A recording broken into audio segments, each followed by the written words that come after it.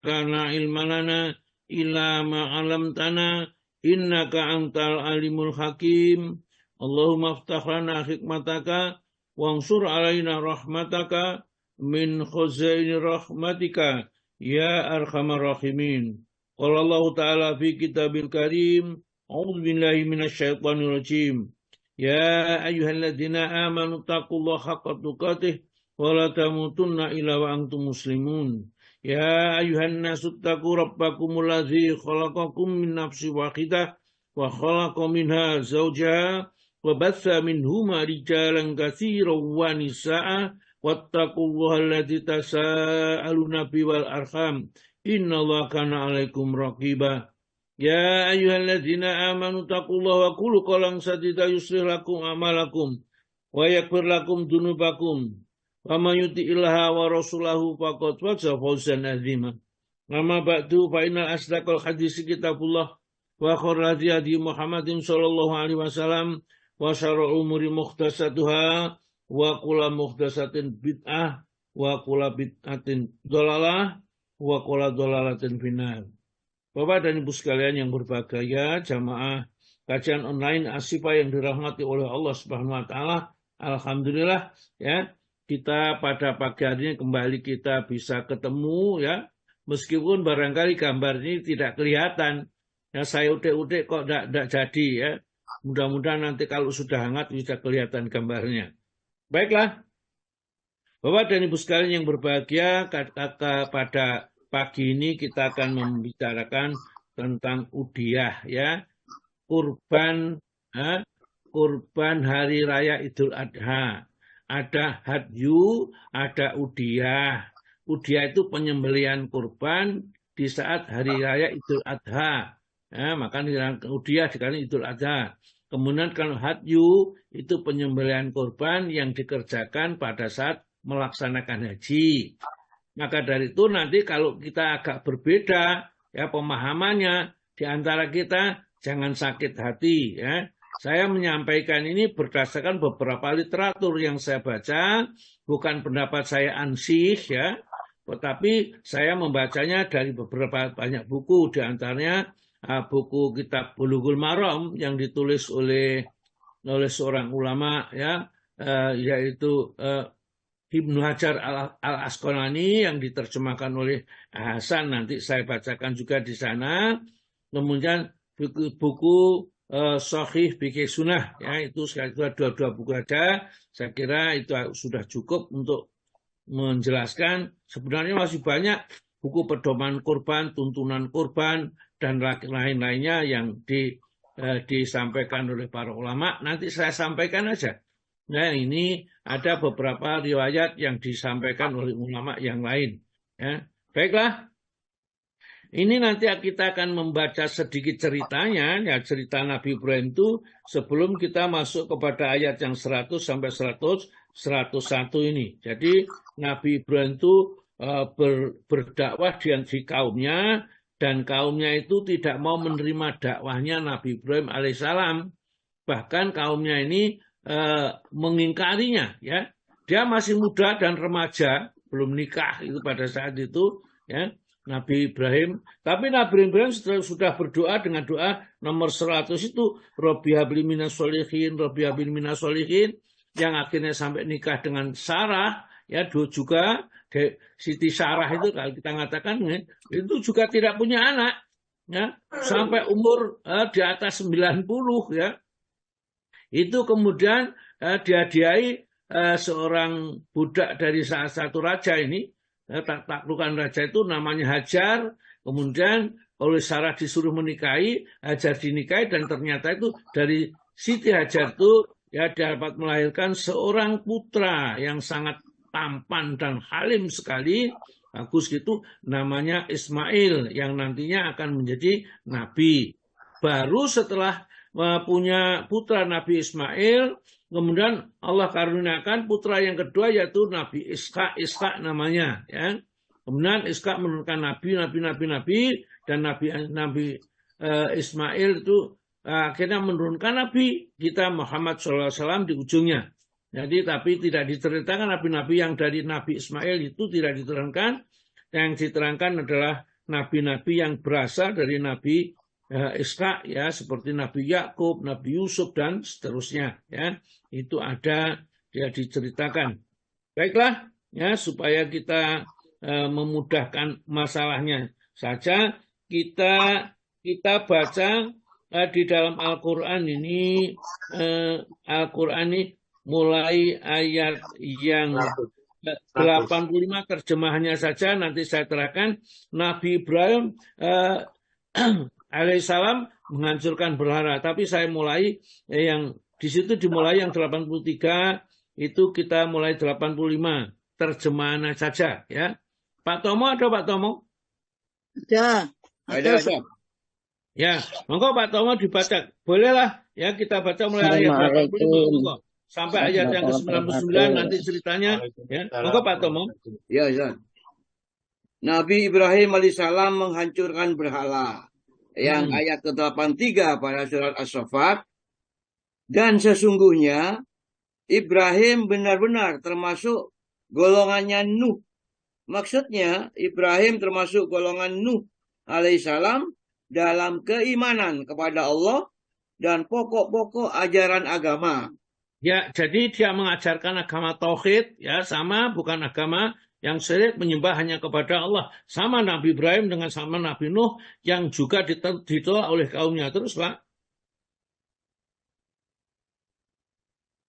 Terus, ingatlah ketika ia datang kepada Tuhannya dengan hati yang suci.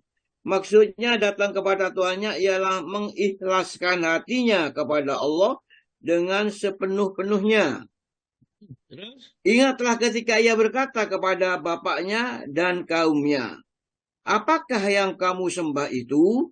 Ya, jadi untuk untuk berdakwah itu dijelaskan. Qala li abihi. Ingatlah tatkala Nabi Ibrahim berkata kepada ayahnya, wa qaumihi, dan kaumnya, ma ta'budun, apa yang kalian sembah itu? Apakah kalian itu mengerti yang kalian sembah itu ada manfaatnya, ada mudaratnya, gitu maksudnya, ya, ditanyakan. Apa kamu tahu ya kamu yang sembah itu? Terus, Pak. Apakah kamu menghendaki sembahan-sembahan selain Allah dengan jalan berbohong? Ya, jadi selain Allah itu tidak bisa berbuat apa-apa. Kamu cuma hanya ngarang-ngarang sendiri saja, yang kita anggap bahwa selain Allah itu bisa mendatangkan rezeki, bisa menyelamatkan, itu bohong saja, tidak benar. Terus, Pak. Maka apakah anggapanmu terhadap Tuhan semesta alam? Terus? Lalu ia memandang sekali pandang kepada bintang-bintang. Kemudian ia berkata, sesungguhnya aku ini sakit. Ya, itu maksudnya Nabi Ibrahim pada suatu saat itu mau diajak pergi keluar kota, keluar, ya, misalnya ke hutan untuk berburu bersama dengan seluruh penduduk kampung ini, ya. Tapi alasannya aku sedang sakit, ya.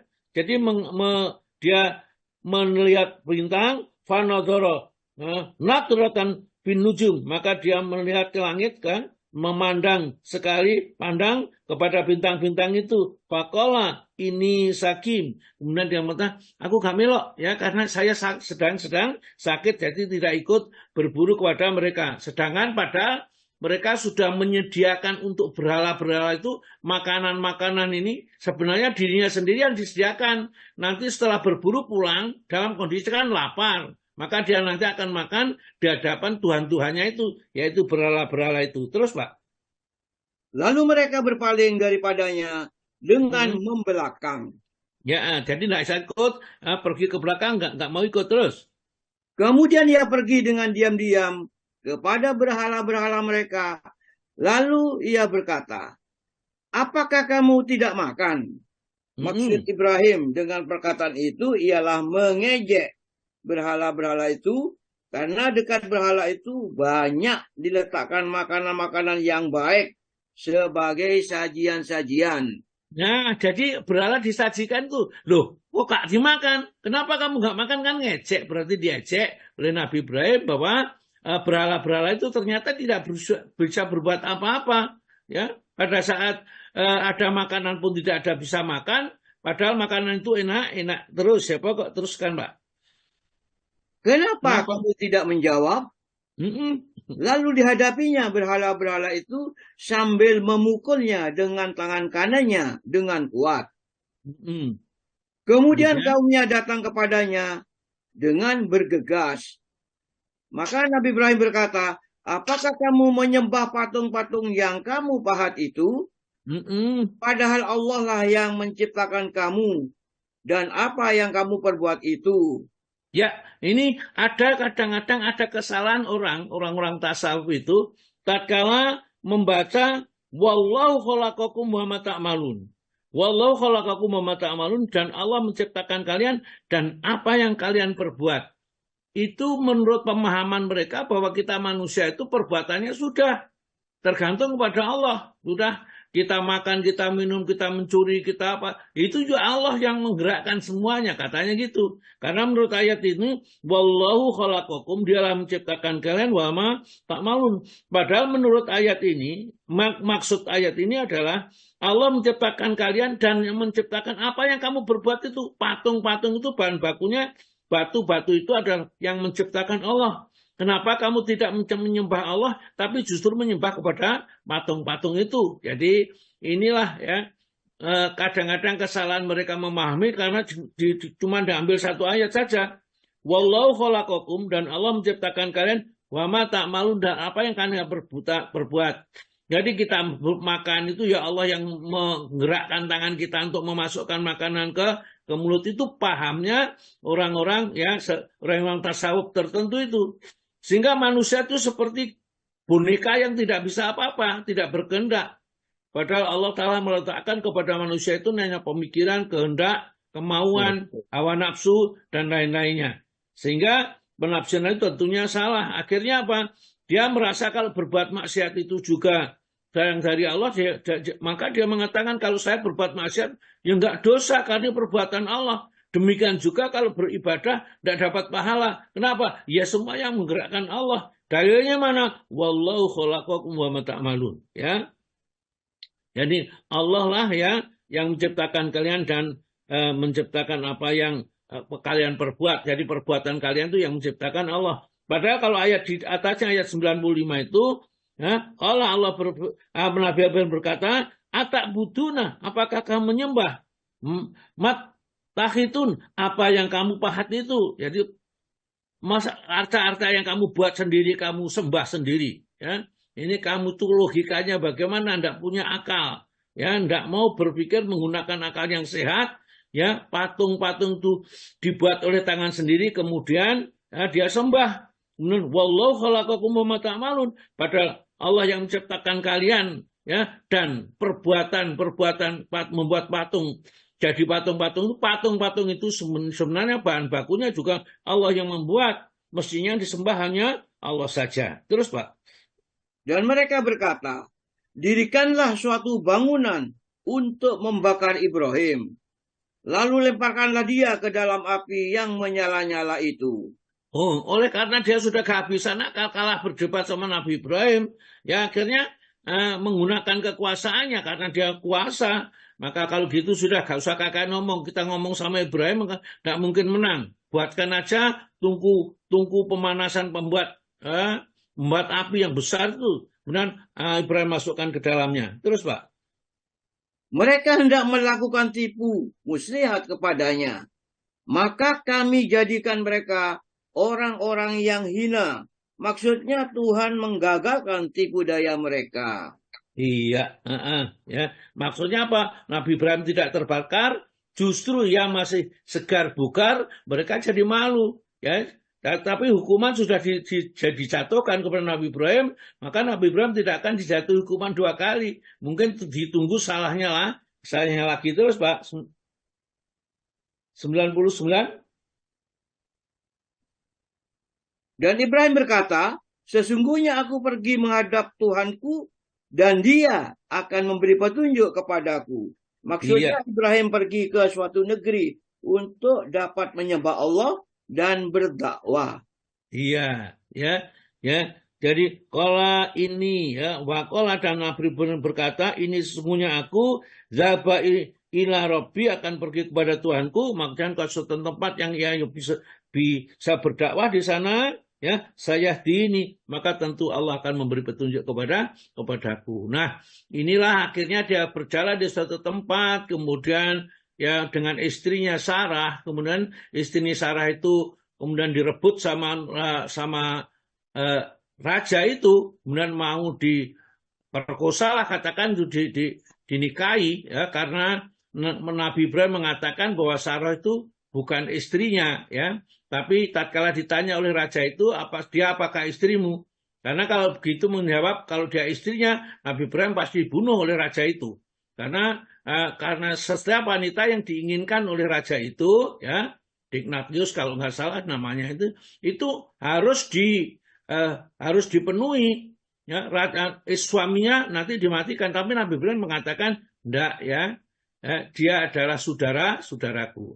Maksudnya Nabi Ibrahim itu saudara seiman ya, saudara seiman. Karena pada saat itu sudah tidak ada yang beriman kecuali Nabi Ibrahim dengan istrinya saja. Semua itu syirik, semua itu menjadi musyrik ya dan kafir kepada Allah termasuk raja itu. Maka akhirnya apa? Dirampaslah istrinya Nabi Ibrahim yang dikatakan pada saudara.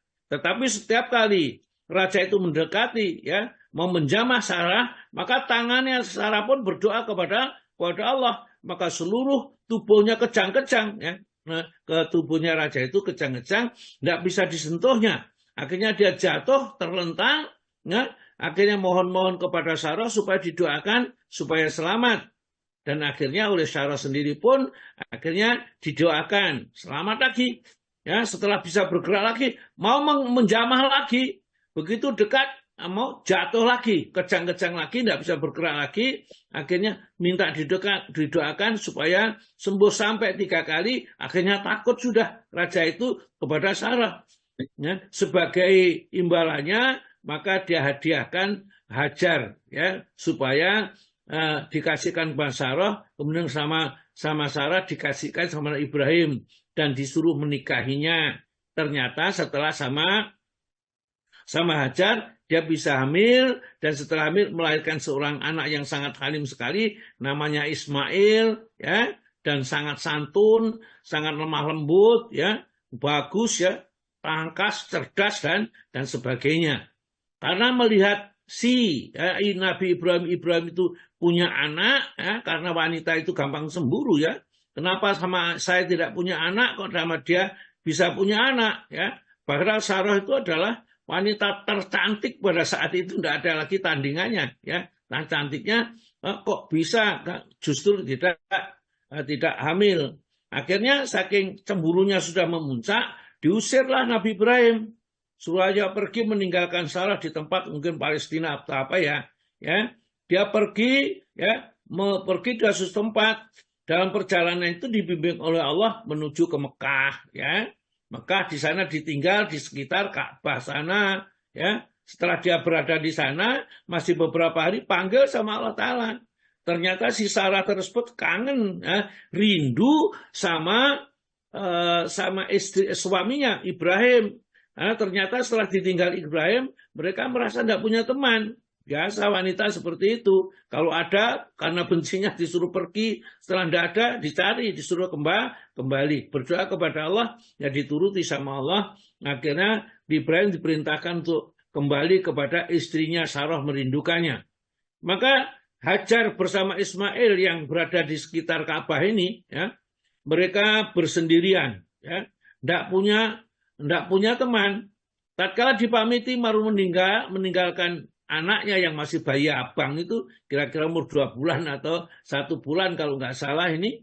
Maka ditanya sama Hajar, wahai Ibrahim, aku kau tinggalkan di sini dengan tidak ada orang, tidak ada makanan, tidak ada air apa seperti ini.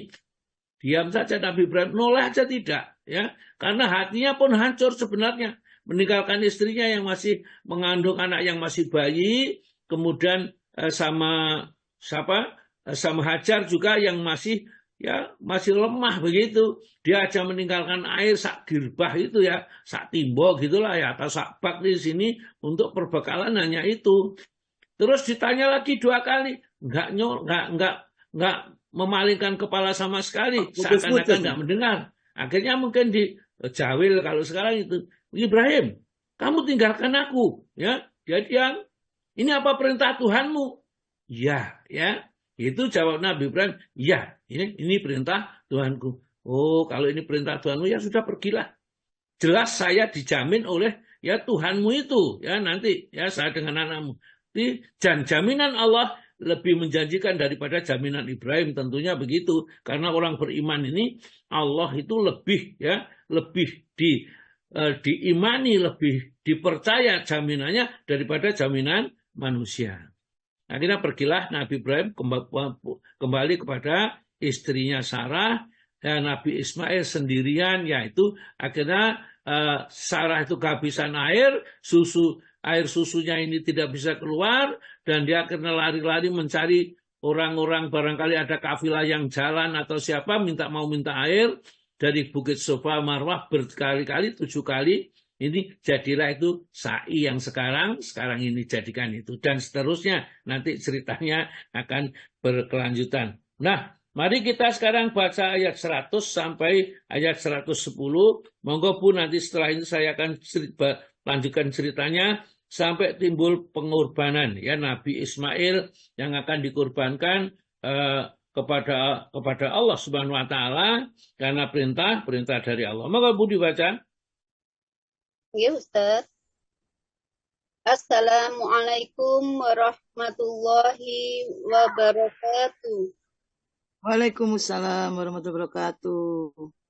Membaca surat As-Saffat, surat ke-37, ayat 100 sampai dengan 110. A'udzu billahi minasy syaithanir rajim. Bismillahirrahmanirrahim.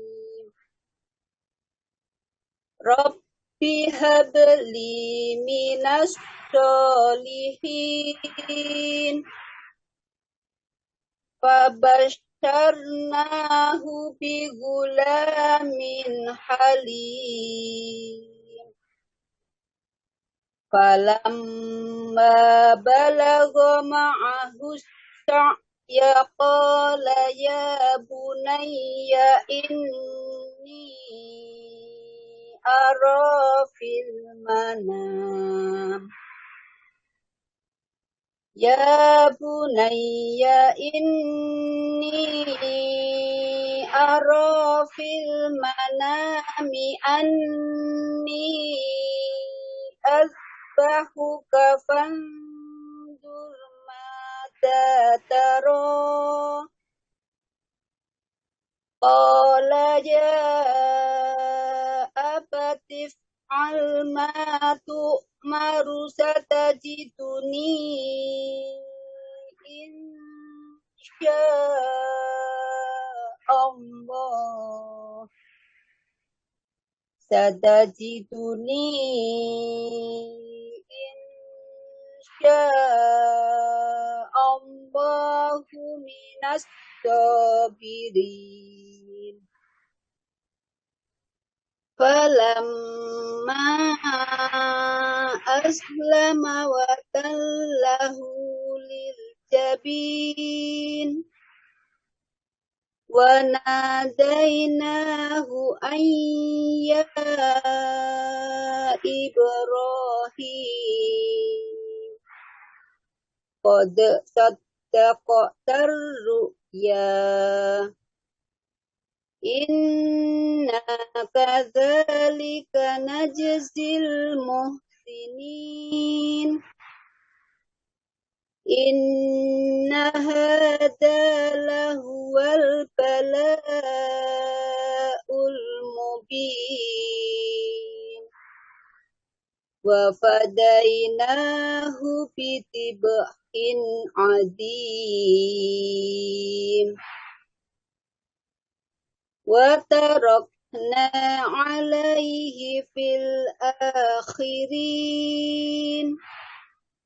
سلام على إبراهيم كذلك نجزي المحسنين Sadaqallahul Azim. Terjemahan surat As-Saffat surat ke-37 ayat 100 sampai 110. Aku berlindung kepada Allah dari godaan setan yang terkutuk. Dengan nama Allah yang Maha Pengasih, Maha Penyayang. Ya Tuhanku, anugerahkanlah kepadaku seorang anak yang termasuk orang yang soleh. Maka kami beri kabar gembira kepadanya dengan kelahiran seorang anak yang sangat sabar, yaitu Ismail. Maka ketika anak itu sampai pada umur sanggup berusaha bersamanya, Ibrahim berkata, "Wahai anakku, sesungguhnya aku bermimpi bahwa aku menyembelihmu. Maka pikirkanlah bagaimana pendapatmu." Dia sambil menjawab, "Wahai ayahku, lakukanlah apa yang diperintahkan Allah kepadamu.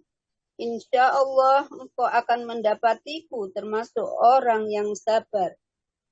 Maka ketika keduanya telah berserah diri, dan dia Ibrahim membaringkan anaknya atas pelipisnya untuk melaksanakan perintah Allah.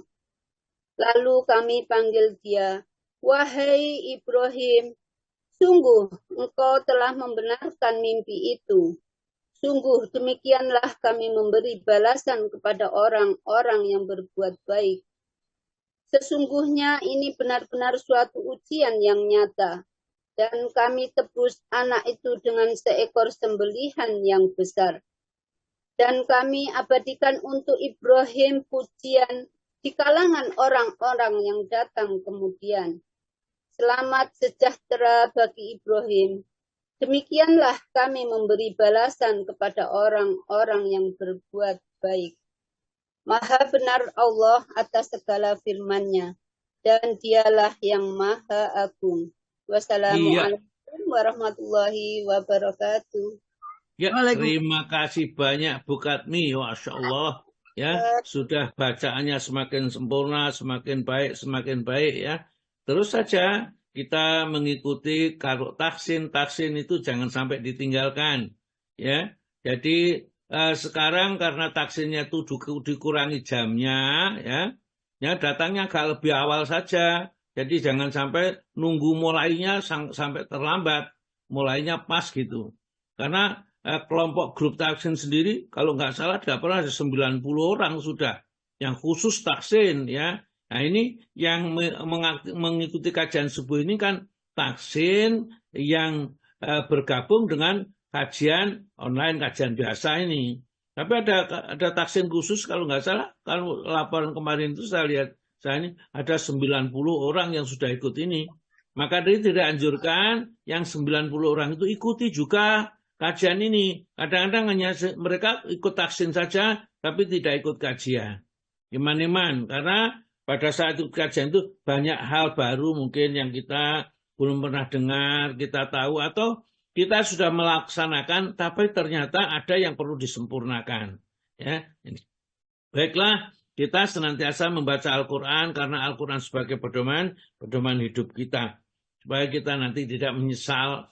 Ya, di dalam Al-Quran akan saya ceritakan orang-orang yang dulu berteman. Tetapi yang satu itu orang yang beriman kepada Allah, mengerti Al-Quran. Yang satu itu orang yang meragukan dan tidak percaya kepada hari pembalasan.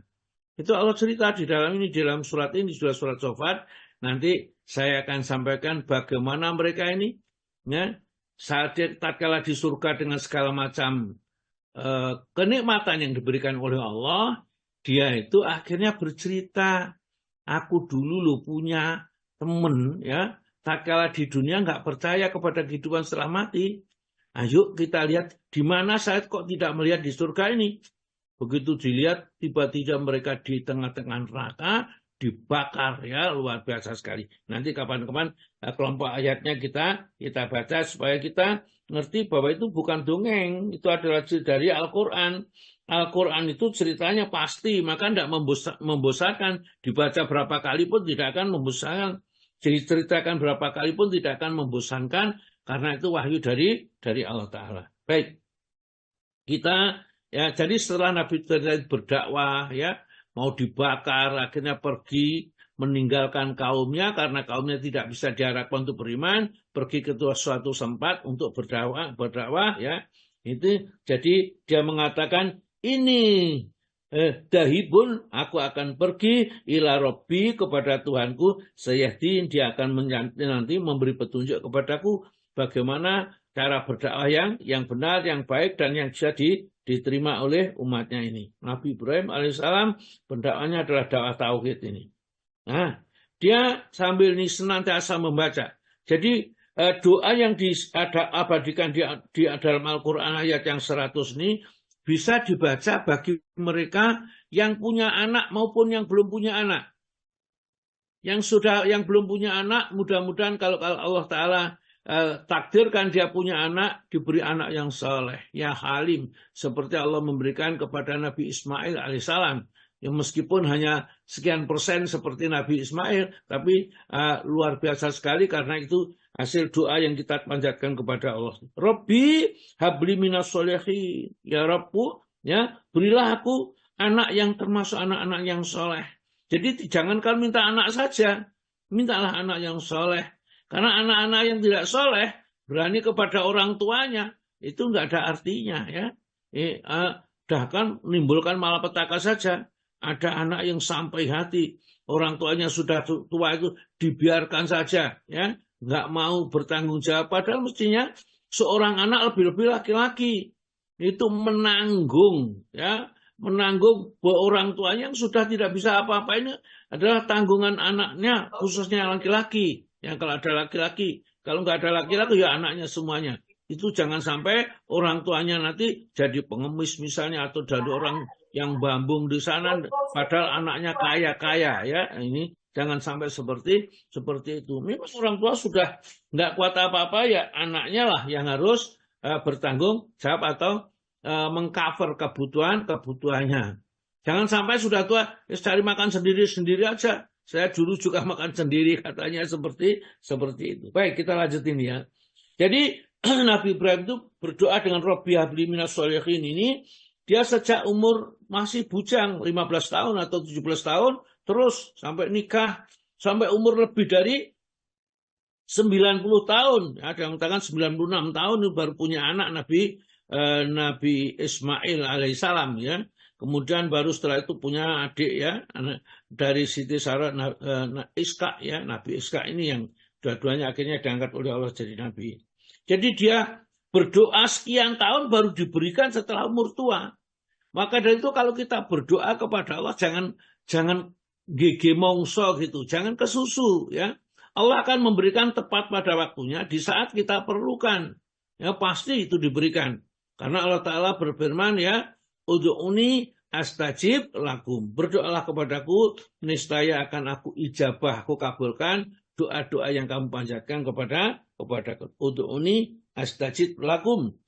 Innalladzina yastakbiruna an ibadati. Sesungguhnya orang-orang yang menyombongkan diri dari beribadah kepadaku, maksudnya enggak mau berdoa kepada Allah, maka sayadkhuluna jahannama, akan kami masukkan ke dalam neraka jahanam, dakhirin, dalam keadaan hina, ya. Ini harus hati-hati, kita jangan sampai kita nanti dimasukkan neraka karena sombong, tidak mau berdoa kepada Allah, merasa sekarang duitnya sudah banyak, jabatannya sudah tinggi, badannya sehat terus, nggak sakit, maka nggak perlu berdoa. Nanti ada kalau sudah sakit, kalau jatuh miskin baru berdoa. Jangan. Orang siapa yang ingin doanya dikabulkan oleh Allah dalam keadaan sedih nanti atau dalam keadaan sempit, maka banyak-banyaklah berdoa kepada Allah di saat lapang. Maka Allah pun akan memberikan nanti doamu pada saat kamu dalam keadaan sempit. Ya. Nah, Rabbi habli minas sholihin, ya Rabbu, berilahku anak yang termasuk anak yang soleh. Maka disambut oleh Allah, tentunya malaikat yang memberitahukan ini, karena Allah tidak pernah berbicara kepada manusia secara langsung, kecuali dengan Nabi Musa alaihissalam. Yang Rasulullah itu ya pada saat Isra Mi'raj itu, di sana, di Mustawa, di Sidratul Muntaha, di atasnya itu, di Mustawa, di singgasananya Allah, itu Rasulullah baru berbicara menerima perintah sholat 5 waktu. Tetapi di bumi, di dunia ini tidak ada satupun kecuali Nabi Musa alaihissalam. Dan Allah berfirman di sini, wabasyarnahu, maka kami berikan berita gembira aja, kabar gembira, bi gulamin, dengan akan kelahiran seorang anak halimin, yang sangat halim, sangat santun, ya, cerdas, pandai, dan sopan, luar biasa sekali. Ya, sabar, ya. Orang masih kecil seakan-akan seperti dewasa. Bayangkan nanti pada saat ditanya oleh ayahnya bahwa aku bermimpi membunuhmu, ya, atau menyembelihmu, ya langsung aja itu Nabi Ismail sudah tahu bahwa yang disampaikan oleh Nabi Ibrahim kepadanya ini itu perintah Allah, bahwa Allah memerintahkan supaya Nabi Ibrahim menyembelih dirinya. Bayangkan betapa Nabi Ismail cerdasnya luar biasa. Ya sudah kalau begitu. Ya Tuhan, ini perintah Allah. Tidak boleh kita tidak mau. Hanya karena hawa nafsu kita, karena senangnya kepada anak, perintah Allah itu akan dihindari, diingkari. Ya tadi di dalam surat Taubah 24 tadi, kalau anak-anakmu, bapak-bapakmu, saudara-saudaramu, istri-istrimu, harta kekayaanmu, perdaganganmu yang kamu khawatirkan, masih lebih kamu cintai dari Allah dan Rasulnya dan dari jalan Allah, tunggulah saat-saatnya, ya, Allah bertindak kepada kalian. Jadi kalau sudah cinta kepada Allah, apapun yang diminta oleh Allah harus dikerjakan, seperti Nabi Ismail alaihissalam disuruh menyembelih anaknya. Nah, kita ini tidak pernah disuruh oleh Allah menyembelih anaknya atau istrinya, ya. Bahkan menyembelih tetangganya aja juga tidak diperintahkan, karena Allah tidak pernah berbuat zalim, ya, kepada hambanya. Ini tentu ujian kepada Nabi Ibrahim alaihissalam, dan seluruh nabi yang diuji menyembelih anaknya, yang Nabi Ibrahim. Dan Allah Ta'ala itu sudah tahu kadar kualitas Nabi Ibrahim itu kalau diuji bagaimana, ya, seperti itu. Dan dilaksanakan itu bukan main-main. Ini bukan sinetron yang sudah nanti endingnya begini sudah diketahui, bukan. Ya, inilah. Maka pada saat itu Allah Ta'ala memberi kabar, ya. Itu Nabi Ibrahim itu meninggalkan istrinya Sarah, ya, meninggalkan istrinya Hajar bersama Ismail itu masih kecil, ya. Kemudian setelah itu diperintahkan untuk ngindangi lagi anak yang kecil ditinggal itu, karena Nabi itu harus manut sama Allah Ta'ala kalau diperintahkan. Sarah disuruh ninggal karena sudah punya anak Nabi Ishak alaihissalam, disuruh menjenguk Nabi Ismail. Rindunya luar biasa sekali, karena dulu ditinggal kecil, sudah sekian tahun, lebih dari 7 tahun begitu, ya, lebih dari 7 tahun. Anaknya sudah bisa kerja angon gitu, sudah bisa ambil air, sudah bisa. Ya. Maka disebutkan itu tatkala datang bertemu di Arafah, mereka saling berangkulan, saking senangnya sampai meneteskan air mata. Senangnya luar biasa Nabi Ibrahim ketemu Nabi Ismail yang dulunya masih bayi, sekarang menjadi anak yang tampan, gagah, cerdas, ya, dan santun lagi, bijaksana, ya ini. Maka di sini ayat ini menjelaskan, nampaknya Allah melihatnya Nabi Ibrahim tatkala mendapat putra yang namanya Ismail, cintanya luar biasa sekali. Maka diuji oleh Allah, apakah cintanya Nabi Ibrahim itu masih seperti dulu, ya, sebelum punya anak, ya, cintanya kepada Allah, apakah sekarang sudah berubah? Karena dia pernah bernada dulu, seandainya aku engkau beri anak, kalau anakku engkau minta untuk disembelih, akan saya sembelih demi cintaku kepadamu. Nah ini disuruh membuktikan nih, ya. Tatkala datang 1 hari 2 hari, pada saat itu hari ketiga mungkin, maka Nabi Ibrahim malam hari bermimpi, ya. bermimpi menyembelih putranya Ismail yang sangat dicintainya dan dirindukan sekian tahun ini. Kaget dia. Masa sih Allah kok merintahkan ini? Maka dia pikir-pikir. Ya. Maka tanggal 8 Dzulhijjah itu dia mikir-mikir. Ini makanya Dzulhijjah namanya Arafah. Ya. Dia itu masih tarwiyah, masih memikir-mikir itu. Belum tahu bahwa itu perintah Allah. Masa Allah suruh membunuh dan jangan-jangan setan ini. Tapi setelah malam kedua lagi, mimpi lagi, baru dia kenal. Arafah itu kenal bahwa itu adalah perintah dari Allah Subhanahu wa Ta'ala. Yang akhirnya dijadikan syariat itu ada tarwiyah, ada Arafah itu. Arafah itu wukufnya di sana. Kemudian tarwiyahnya itu kita berada di Mina sebelum kita pergi ke Arafah ya untuk wukuf ya. Baiklah, saya teruskan ini. Allah Ta'ala berfirman menjelaskan ceritanya ini di dalam Al-Quran. Falama balahu, maka ya ketika anak itu sampai ma'ahusa ya bersamanya ya, bersama usia sampai ya, bisa bekerja membantunya ya kira-kira umur 7 tahun ini. Falama maka tatkala balahu ma'ahusa ya umurnya sudah mencapai umur yang bisa membantu orang tuanya untuk bekerja. Umurnya sampai di situ. Nabi Ismail kayak begitu diceritakan oleh Allah itu mau saya ya. Kalau Nabi Muhammad tiba-tiba berkata ya kepada putranya ini ya. Ya bunaya wahai anakku sayang, ya anakku yang tersayang ini sesungguhnya aku ara fil manam, aku melihatmu di dalam tidur, maksudnya bermimpi. Aku bermimpi ya, ani sesungguhnya aku atau bahwasanya aku bahuka telah menyembelih kamu, aku menyembelih kamu. Itu tentunya Allah Ta'ala memerintahkan supaya Nabi Ibrahim alaihissalam membunuh Nabi Ismail, menyembelih Nabi Ismail. Ya, sebenarnya kalau dia mau langsung aja tangkap aja Nabi Ismail, sembelih begitu saja. Tapi enggak ini ya. Supaya dapat pahala yang besar dua-duanya ini, maka diajak musyawarah meskipun masih kecil. Ternyata umur yang masih kecil 7 tahun tersebut, tatkala diajak musyawarah, ya, oleh Nabi Ismail dikatakan, fangzur madatara, maka perhatikanlah, ya, fangzur, maka lihatlah atau pikirkanlah, madatara, bagaimana pendapatmu? Apakah memang itu harus dilaksanakan, harus menyembelih kamu? Atau bagaimana? Ya, ada penyelesaian solusi yang lain. Jadi ini menunjukkan bahwa kita itu biasalah berdiskusi atau bermusyawarah dengan anak kita, jangan diremehkan. Kalau ada sesuatu diajak berbicara supaya kita itu bisa mendapatkan solusi yang terbaik ini. Majataro, apa pendapatmu? Dasar Nabi Ismail itu seorang anak yang cerdas, ya.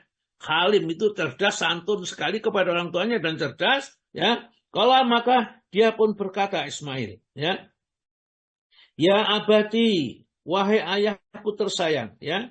If'al matu maru, ya. If'al itu lakukanlah, kerjakan matu maru apa yang diperintahkan oleh Allah kepadamu, yaitu menyembelih aku. Silakan monggo ayah, ya. Kerjakan perintah Allah untuk menyembelih saya. Siap, gitulah ya. Satajiduni, nanti kamu akan mendapatkan aku. Insyaallah minas sabirin. Insyaallah termasuk orang-orang yang sabar tatkala menerima keputusan disembelih. Tidak akan lari-lari, tidak akan ketakutan, ya. Ini kata Ismail seperti itu. Ini kamu nanti akan, aku sabar, siap. Tidak usah itu dipaksa begitu, tidak usah, ya. Ini satajiduni insyaallah, ya. Insyaallah minas sabirin, ya. Insyaallah termasuk orang-orang yang sabar. Tenang, ya. Karena itulah maka hari H yang ditentukan, yaitu kalau di dalam haji itu namanya lempar jumroh itu ya, jumratul ula, jumratul sani, ya, jumratul wusta itu ya, itu peristiwa mengabadikan tatkala Nabi Ismail alaihissalam, ya, mau disembelih oleh ayahnya. Dalam satu riwayat adalah seperti itu. Sahih atau tidak sahih riwayat itu saya kurang menyelidiki, ya. Saya punya buku namanya Masyhur tapi tidak sahih, ya. masyhur itu sudah terkenal, tapi ternyata sanadnya tidak sahih. Tidak masalah, karena ini masalah cerita ya untuk suatu pelajaran bagi kita. Maka akhirnya apa? Diputuskan. Nah, sebelum putusan itulah setan berusaha, iblis itu mengganggu, baik mengganggu Ibrahim, mengganggu Ismail, dan mengganggu ibunya, ya Hajar, supaya gagal perintah Allah dilaksanakan. Ya, membisik iblis itu membisik kepada Nabi Ibrahim alaihissalam, dibisik Ibrahim, nggak mungkin Tuhan memerintahkan seperti itu, nggak usah kamu kerjakan, itu angan-anganmu sendiri. Ya, nggak didengarkan oleh Nabi Ibrahim karena itu tahu dia iblis yang membisikkan seperti itu. Nabi Ibrahim tidak bisa ditipu dan datanglah kepada Nabi Ismail. Ya, Nabi yang dikatakan, ayahmu itu sudah gila, masa anaknya disembelih, kamu pergi aja, yang tidak usah kamu mengikuti. Justru ya si iblis itu dilempari batu ya, kala itu. Kemudian si Ismail tidak bisa digoda, datanglah kepada ibunya Hajar. Kamu tahu ya, suami tadi pergi untuk apa? Itu anakmu mau disembelih, ya katanya perintah Allah, kan seperti itu. Itu Ibrahim sudah gila ya, mau membunuh anaknya ini. Apa yang dikatakan Hajar? Karena mereka 3 orang itu orang-orang yang tauhidnya sudah mantap, justru dilempari dia, ya tidak boleh mendekat ya. Mereka iblis itu akan menjadikan kita ragu-ragu. Akhirnya tidak bisikan-bisikan kepada 3 orang yang luar biasa ini tidak berhasil. Maka dibawalah ia ke tempat penyembelihan ini, disiapkan pisau yang tertajam. Pisaunya itu dalam satu riwayat ya, entah benar. Ini jangankan untuk menyembelih orang, saking tajamnya ini ya, saya diasah dengan batu yang luar biasa, yang khusus itu. Ini untuk memotong batu saja ya. Pisau ini bisa ya, supaya apa? Anaknya tidak sakit ya kalau setelah disembelih. Oleh karena Nabi kan kalau kita menyembelih hewan, tajamkan pisaumu supaya tidak menyiksa binatang yang kita sembelih. Ya itu pisaunya enggak tajam, enggak boleh Nabi kita. Jadi Nabi Ibrahim sudah menajamkan yang sangat tajam sekali. Falama aslama, maka tatkala ya, keduanya telah berserah diri ya. Aslama, keduanya telah berserah diri, watalahu, dan dia telah membaringkannya. Maksudnya Nabi Ibrahim telah membaringkan Nabi Ismail di tempat penyembelihan. Kalau kita mungkin barangkali sudah ada tempat tanah yang dilubangi, kemudian untuk meletakkan ini sudah disiapkan itu. Jadi falama aslama watalahu lijanil jabin itu, nah, sehingga pelipisnya menyentuh tanah, sudah siap disembelih ya, dengan menguatkan seluruh tenaganya. Nabi Ibrahim alaihissalam yang memang kuat gitu akan menyembelih anaknya. Maka begitu mau disembelih, kuatkan, nggak bisa. Pisau itu tidak bisa mengenai leher Ismail.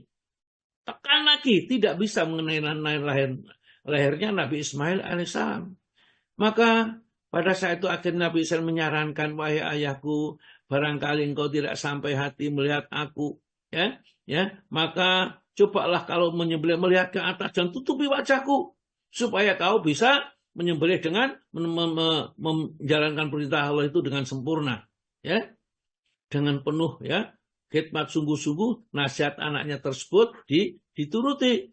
Dia menyembelih sambil menendongakkan ke atas, kemudian wajah anaknya ditutup dengan baju anaknya tersebut. Akhirnya terjadi share ya, tersembelihlah, tetapi bukan Nabi Ismail yang tersembelih adalah domba. Maka diriwayatkan di dalam ayat 104 ini, wa nadainahu ya, maka kami panggilnya. Begitu Nabi Ibrahim sudah sungguh-sungguh dan tidak main-main, maka Allah memanggilkan, mungkin lewat malaikat ya, ayya Ibrahim, wahai Ibrahim ya, qad sodak tarruya, kamu sudah membenarkan mimpimu, yang artinya perintah Allah ini sudah kamu kerjakan Ya, jadi sudah selesai karena penyembelihan sudah terjadi. Tapi Allah Ta'ala yang maha ya tidak dolim ini maka menggantikan Nabi Ismail itu dengan kambing yang berasal dari surga. Dalam satu riwayat kambing itu ternyata dimakan sekian orang, ini mencukupi itu. Inna sesungguhnya kami, kata Allah Ta'ala, kadzalika najzil muhsinin. Demikianlah kami akan membalas kepada orang-orang yang senantiasa berbuat baik. Jadi ujian-ujian itu untuk meningkatkan derajatnya Nabi Ibrahim alaihissalam ke tingkat derajat yang tinggi. Masya Allah, kalau kita diuji oleh Allah sedikit saja, kita disuruh kurban ya kambing saja ya kita tidak bisa, tidak mau. Atau kalau di Asia ini kurbannya tidak usah kambing, kalau tidak mampu sak mampunya ya, sak mampunya kita berkurban. Tapi ya karena di sini dibatasi ya 500.000 paling tidak ya untuk bisa mendapat bagian 1 kilo ya. Nanti kalau 500.000 itu kita kasih bagian dagingnya 1 kilo karena sepertiga dari yang kita kurbankan itu sepertiga untuk si perkurban, sepertiga untuk hadiah, dan sepertiga lagi untuk fakir miskin. Jadi ya kita sudah membagi ada 3 bagian daging kurban itu seperti itu. Kalau 200.000 itu dapat 1 kilo kan bagiannya sedikit sekali. Yani itu namanya kurang sungguh-sungguh kurbannya. Paling tidak kalau memang mau berkorban karena sudah menabung 1 tahun, masa 500.000 saja kita tidak malu sama Nabi Ibrahim yang sudah mengorbankan putranya ya untuk demi cintanya kepada Allah. Sekarang kita demi cinta kita kepada Allah maka kita disuruh berkorban. Kurbannya apa? Kambing saja. Seharga berapa kambing? Ya sekira 3,5 juta atau 4 juta atau 3 juta lah paling kecil ya. Kambing yang kita lihat itu. Nah, nanti bisa kalau kita di Asipa ini kita kumpulkan jadi satu ya. Kemudian nanti silakan kalau diberikan sapi ya kita nanti lihat sapinya. Karena banyaknya maka tentu akhirnya kita juga bisa berbagi dengan banyak orang ya. Berbagi dengan banyak orang tentang kurban kita. Dan insya Allah yang kemarin kurban sekarang tidak miskin. Ya saya yakin tidak akan miskin teretean gara-gara kurban kemarin. Tidak. Justru semakin diluaskan, hatinya diluaskan juga rezekinya. Insya Allah seperti itu. Nah ini Nabi Ibrahim ya tatkala sudah mau menyembelih anaknya, share gitu, tiba-tiba yang tersembelih bukan Nabi Ismail, tapi yang disembelih adalah domba. Qad sadaqta, sungguh kau telah membenarkan ru'ya mimpimu. Ina, sesungguhnya kami kadzalika najzil muhsinin, demikianlah kami membalas kepada orang-orang yang senantiasa berbuat baik. Inna hada, sesungguhnya ini, cobaan ini, yakni perintah Allah untuk menyembelih anaknya ini, ya. Lahwal balaul mubin, ini adalah ujian yang nyata, yang berat, bukan sekedar sandiwara, bukan sekedar sinetron, bukan. Ya, ini ujian yang betul diuji. Dan Nabi Ibrahim tidak pernah berpikir bahwa nanti akan diganti dengan kambing, tidak. Ya sudah, ini perintah Allah harus dikerjakan demi cintanya kepada Allah. Tetapi di samping cinta dia yakin ya bahwa Allah tidak akan pernah berbuat dolim kepada hambanya. Keyakinan yang seperti itulah yang membuahkan keberanian yang luar biasa ini. Nah, sekarang kita nanti diajak aja diperintahkan untuk berkorban seekor kambing atau sapi. Sapi itu boleh bersekutu 7 orang. Sebenarnya tidak hanya 7 orang, lebih dari itu. Kenapa? Karena untuk udhiyah dengan untuk hadyu itu lain. Kalau hadyu itu sudah patok bangkrong karena Nabi kita mengatakan khudu ani manasikakum. Ambillah cara bermanasik haji itu dari saya. Artinya apa? Rasulullah 1 kambing 1 orang. 1 sapi boleh bersekutu, 1 unta boleh bersekutu 7 orang. Itu di dalam masalah haji. Sedangkan untuk masalah korban udhiyah, Rasulullah SAW menyembelih seekor kambing saja. Ya Allah, terimalah ini korban dari Muhammad, dari keluarga Muhammad, dari umat Muhammad. Jadi 1 kambing itu untuk sekian orang. Oleh karena itulah kalau kita berkurban satu kambing, itu bukan satu orang, satu keluarga. Ya, kalau sapi itu 7 keluarga. Oleh karena kalau mau bersekutu beberapa orang, ya, beberapa buku yang saya baca menyatakan kalau korban udyah boleh, kalau korban haji tidak diperbolehkan sesuai dengan apa yang disabdakan oleh Nabi. Nah ini, ya, saya teruskan ini, ya, saya teruskan.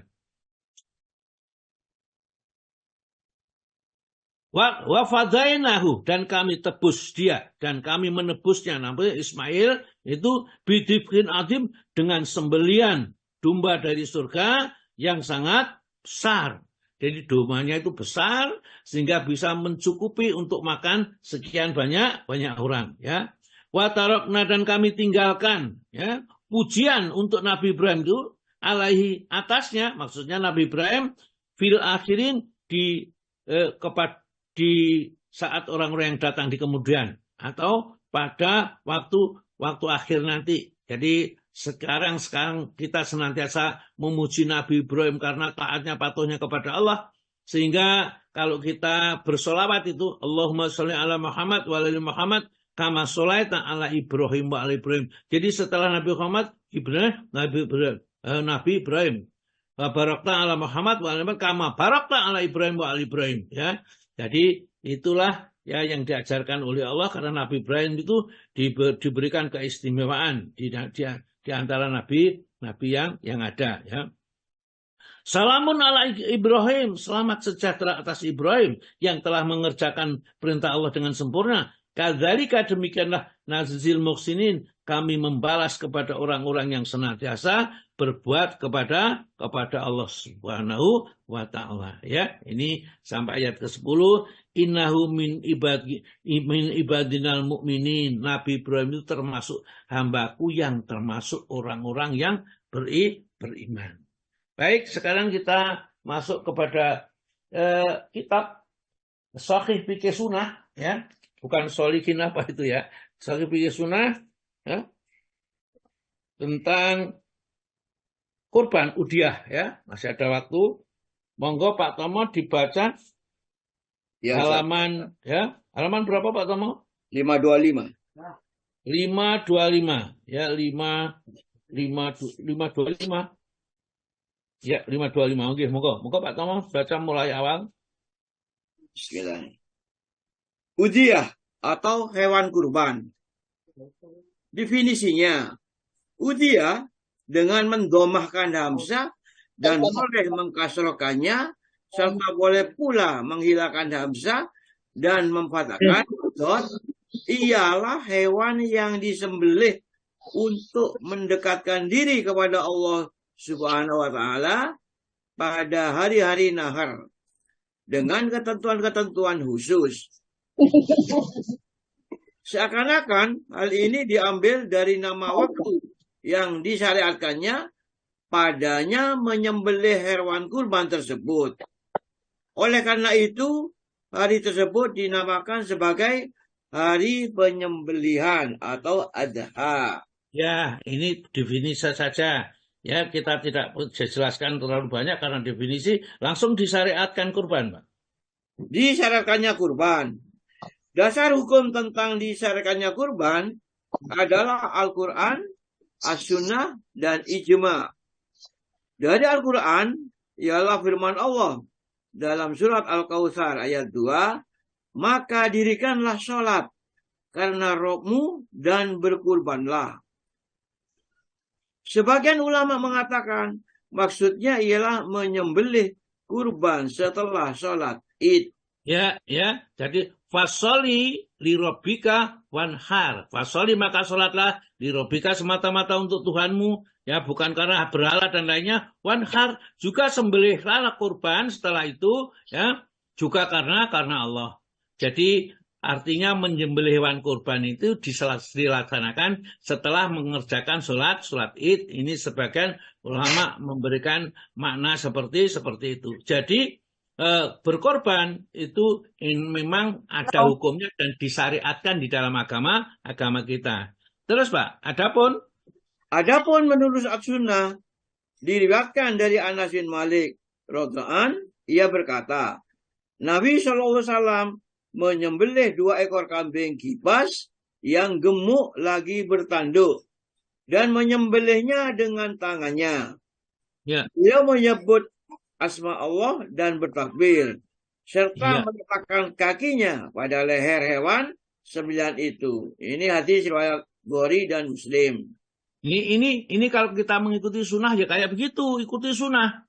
Kalau kita mau mengikuti sunnah, ikutilah ya cara menyembelihnya ini. Ya, nah, jadi yang pertama kali yang perlu diperhatikan yang menyembelih hewan itu 1 ya.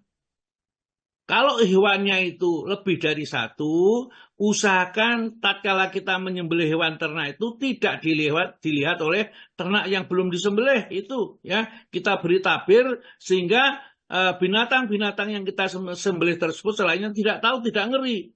Ternyata binatang itu juga punya perasaan ya. Itu yang kedua adalah hendaknya mempertajam ya.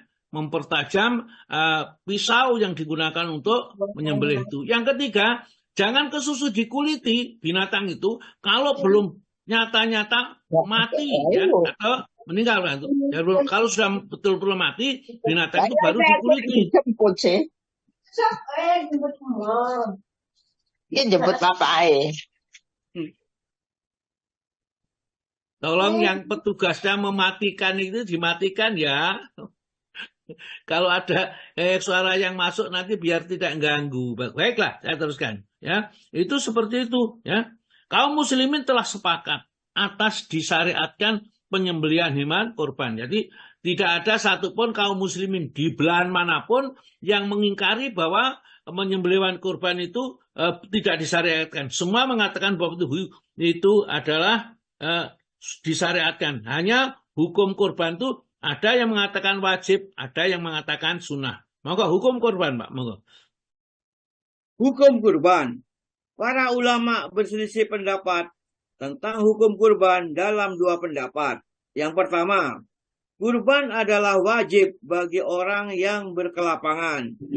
Ini adalah pendapat Rabi'ah, Al-Auza'i, dan Abu Hanifah, Al-Laits, dan sebagian ulama Malikiyah. Dalil mereka adalah sebagai berikut. Terus? 1. Firman Allah Ta'ala dalam surat Al-Kautsar. Maka dirikanlah sholat karena Rabbmu dan berkurbanlah. Dijawab para ulama dalam menakwil ayat tersebut ada 5 pendapat. Pendapat yang paling jelas bahwa maksudnya adalah sholat dan berkurban karena Allah. Ya, jadi ada yang mengatakan wajib, ya itu sekelompok. Biasa kalau fikih itu begitu, Pak. Jadi kita kalau belajar fikih itu mesti agak berbeda. Ya, kalau berbeda tidak masalah.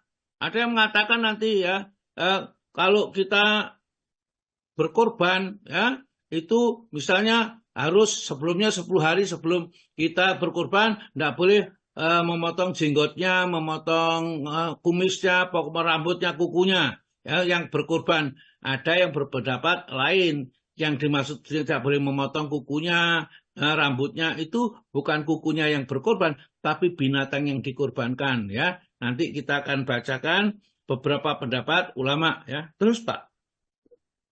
Yang kedua, hadis Jundab bin Sufyan radhiyallahu bahwa Nabi SAW bersabda, barang siapa yang menyembelih sebelum sholat, maka hendaklah ia menggantinya dengan yang lain. Dan barang siapa yang belum menyembelih, hendaklah ia menyembelih. Ya ini matan hadisnya seperti itu, tapi pemahamannya bisa berbeda-beda. Ya antara satu sama lain pemahamannya berbeda-beda. Tatkala kita menghadapi satu makna hadis itu. Jadi mandabaka barang siapa yang menyembelih qabla ayusolia sebelum sholat ya. Fal ya'id maka hendaklah mengulangi makanaha ukhra atau mengganti binatang yang lain. Wa malam yatbah barang siapa yang belum menyembelih maka silahkan untuk menyembelih. Jadi ini menunjukkan bahwa dia mengatakan ini wajib. Kenapa? Karena gak mungkin kalau tidak diwajibkan Rasulullah menyuruh menggantinya. Yang satu mengatakan ini hanya menunjukkan penekanan pentingnya saja. bukan itu suatu wajib. Ya inilah. Jadi kalau nanti agak berbeda di dalam pemahaman tentang hadis barangkali tentang Al-Quran ya, paling pemahamannya tentang perbedaannya tentang penafsiran. Dan ini boleh-boleh saja karena memang kedua-duanya juga tidak ada alasan untuk menolaknya. Terus Pak, 3. Yang ketiga, hadis Al-Bara Abu Burdah, ia berkata bahwa Rasulullah SAW, wahai Rasul, ya, saya ulangi, hadis yang ketiga, hadis Bara atau Abu Burdah, ia berkata, wahai Rasulullah, aku menyembelih sebelum sholat dan aku memiliki kambing jas'ah yang lebih baik dari musinah. Maka Rasulullah SAW bersabda, jadikanlah itu sebagai penggantinya. Dan ini tidak dibolehkan bagi orang pun setelahmu. Ya, terus pemahamannya Al-Qadhi? Al-Qadhi menjawab dalil yang dipakai sebagai argumen tentang wajibnya berkurban. Ialah ia berkata bahwa hal ini tidak menunjukkan seperti yang mereka katakan. Karena hukum-hukum pokok atau usul memperhatikan pengganti-penggantinya, baik perkara wajib maupun sunnah. Itu hanyalah sebagai anjuran, sebagaimana hukum asalnya juga anjuran. Dan maknanya sudah sah bagimu jika engkau bermaksud berkurban dan berniat mendapatkan pahala di dalamnya. Iya, jadi ya meskipun barangkali dia tidak bisa mendapatkan binatang yang sesuai, akan dia mendapatkan binatang yang lebih mudah, ya jid'ah kan diperbolehkan. Jadi mestinya kalau kita berkorban itu pakai musinah. Musinah itu kalau kambing umurnya sudah di atas 1 tahun, kalau sapi di atas 2 tahun, kalau unta di atas 5 tahun. Tetapi seandainya tidak ada, boleh ya. Yang jid'ah itu umurnya masih 6 bulan, nah, itu atau kurang. Dan ini ada yang mengatakan itu khusus sahabat-sahabat itu, yang lain ini juga untuk semuanya. Ini pendapat ya, jadi kita tidaklah macam-macam. Monggo, yang keempat. Yang keempat, hadis Al-Bara bin Azib. Nabi SAW bersabda, ada 4 jenis yang tidak sah untuk berkurban. Hewan yang jelas kebutaannya. Dan hadis ini akan disebutkan. Maka ya, sebentar Pak, ya. Sebenarnya kalau kita lihat bacanya arba'atun 4 hal layat zina yang tidak memadai atau kurang sempurna begitulah. Kalau di sini tidak sah, jadi menjadi akhirnya apa? Kalau kita berkorban dengan binatang yang mempunyai penyakit 4 ini, tidak sah korbannya. Nah, sebagian ulama mengatakan bukan tidak sah, tidak sempurna korbannya. Wong korban kepada Allah kok pakai binatang yang buta, yang pincang, ya, kemudian yang kurus, ya, dan seterusnya. Ya, maka dari itu kalau kita berkorban ya tentunya pilihkan yang terbaik. Monggo teruskan. Mereka mengatakan.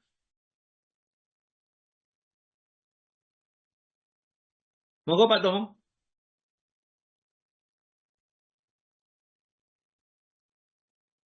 Oh, terlempar Pak Tomo ini. Loh, ya Allah, kamu sesat. Belum dibuka soalnya. Saya mulai baca mulai tadi. Iya. Mereka mengatakan sabda Nabi tidak sah adalah dalil wajibnya berkurban. Karena perkara tatawu tidak dikatakan padanya tidak sah. Mereka mengatakan terbebas dari cacat hanyalah dijaga berkenaan dengan perkara-perkara yang wajib. Adapun dalam perkara tatawu boleh mendekatkan diri kepada Allah dengan hewan yang buta dan selainnya. Nah, itulah yang beralasan ya wajib lah ya, karena kan ini kalau tidak seperti itu suruh ganti nggak sah. Kalau itu sunnah kok masaknya sebenarnya kan nggak masalah. Ini kan pemandangan para ulama ya. Yang jelas kita nanti tentunya milih yang tidak ada cacatnya lah ya, tidak bercacat seperti yang disebutkan Nabi. Ada 4 cacat itu, 1 buta, yang kedua pincang, yang ketiga kurus, yang jelas tidak ada dagingnya, yang ketiga yang kepada sakit. Jadi kalau binatang sakit-sakitan itu jangan dikurbankan.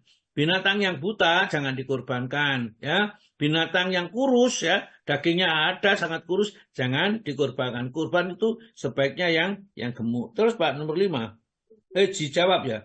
Dijawab, kurban adalah ibadah yang disunahkan oleh Nabi SAW untuk mendekatkan diri kepada Allah Azza wa Jalla menurut ketentuan disinyalir oleh syariat.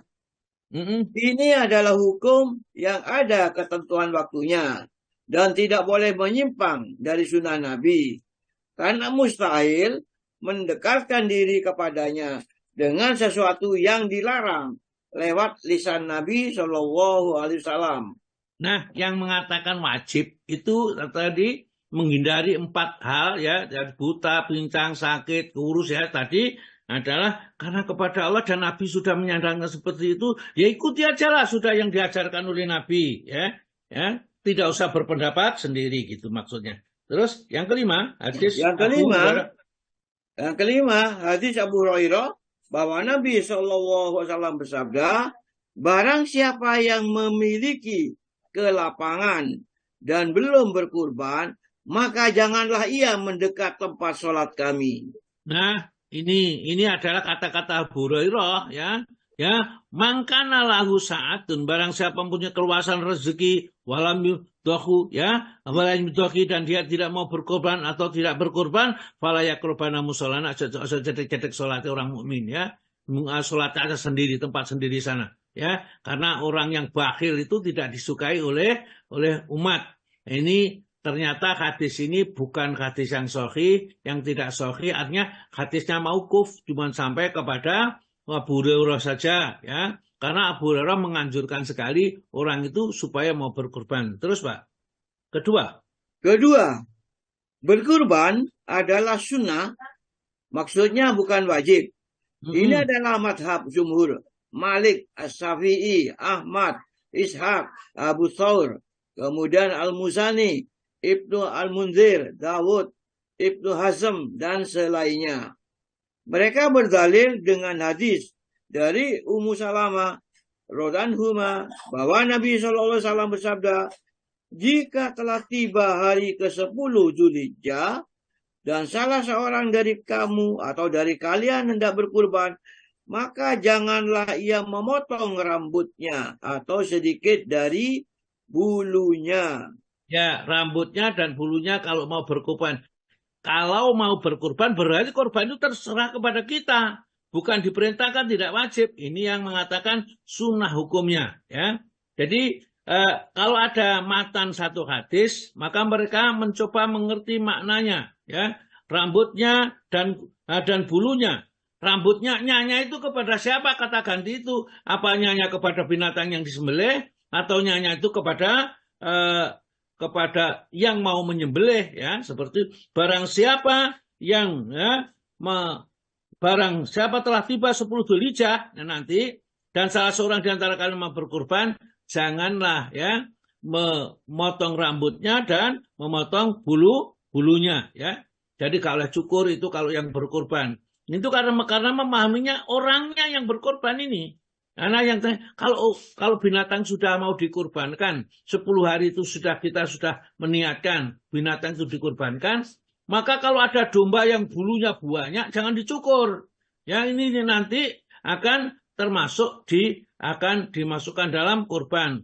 Karena kalau sudah 10 terakhir dicukur kan kedinginan suasananya. Soalnya dingin pada saat itu. Ya, demikian juga jangan sampai dipotong kukunya. Jadi kukunya kuku binatang, bukan kuku yang berkorban. Ini pendapat bermacam-macam pendapat dan kita tidak usah berdebat dengan pendapat itu. Monggo saja. Kalau kita percaya bahwa kuku kita yang tidak boleh dipotong, ya jangan motong. Kalau kita percaya kuku hewan yang dimaksud dalam hadis itu, ya silakan potong, tidak masalah, dan hukumnya itu paling banter adalah sunnah. Terus, Pak.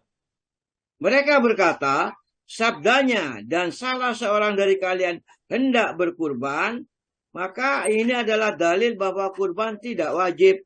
Ya, hendak itu loh, ya, kan tidak wajib. Terus yang kedua.